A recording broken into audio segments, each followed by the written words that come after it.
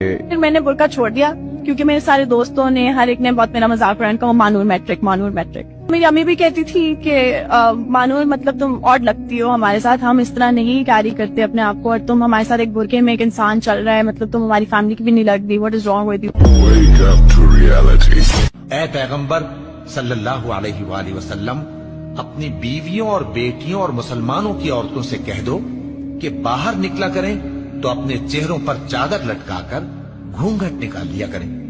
یہ چیز ان کے لیے موجب شناخت و امتیاز ہوگی تو کوئی ان کو ایزا نہ دے گا, اور اللہ بخشنے والا ہے, مہربان ہے.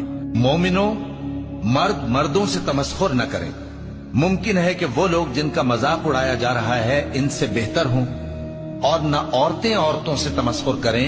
ممکن ہے کہ وہ جن کا مذاق اڑا رہی ہیں ان سے اچھی ہوں, اور اپنوں کو آپس میں عیب نہ لگاؤ.